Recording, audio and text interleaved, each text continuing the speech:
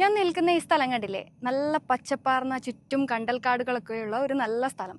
കാണാൻ എന്ത് മനോഹരം അല്ലേ. പക്ഷേ ഇതിന്റെ യഥാർത്ഥ അവസ്ഥ നിങ്ങൾ കൂടി ഒന്ന് കാണണം. വാ, ഞാൻ കാണിച്ചു തരാം.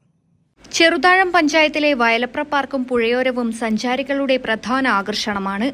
എന്നാൽ ഇപ്പോൾ ഈ പ്രദേശങ്ങളിൽ റോഡരികിൽ പ്ലാസ്റ്റിക് മാലിന്യങ്ങൾ നിറഞ്ഞു നിൽക്കുന്ന അവസ്ഥയാണ് കാണാൻ സാധിക്കുന്നത്. ചെമ്പല്ലിക്കുണ്ട് പാലം മുതൽ വയലപ്ര പാർക്ക് വരെയുള്ള റോഡരികിലാണ് പ്ലാസ്റ്റിക് മാലിന്യം തള്ളുന്നത് പതിവാകുന്നത്. വിനോദസഞ്ചാരികൾ നിരന്തരമായി വരുന്നതിന്റെ ഫലമായി ഉപയോഗിച്ചു കഴിഞ്ഞ പ്ലാസ്റ്റിക് മാലിന്യങ്ങൾ റോഡരികിലാണ് വലിച്ചെറിയുന്നത്.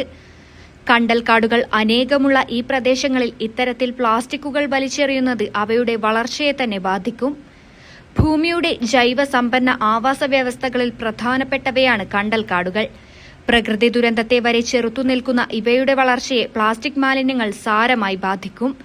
ഇത്തരത്തിൽ പരിസ്ഥിതി നിയമങ്ങളും മാനദണ്ഡങ്ങളും പാലിക്കപ്പെടാതെ പോകുന്നത് ജനജീവിതത്തെ ഏറെ മോശമായി ബാധിക്കും. അതിനാൽ ബന്ധപ്പെട്ട അധികൃതർ എത്രയും പെട്ടെന്ന് തന്നെ മാലിന്യങ്ങൾ നീക്കം ചെയ്യാനുള്ള നടപടിയും റോഡരികുകളിൽ ബോട്ടിൽ ബൂത്തുകളും മറ്റും സ്ഥാപിച്ച് മാലിന്യങ്ങൾ തള്ളുന്നത് തടയാൻ നടപടി സ്വീകരിക്കുകയും ചെയ്യണമെന്നാണ് ജനങ്ങൾക്ക് പറയാനുള്ളത്.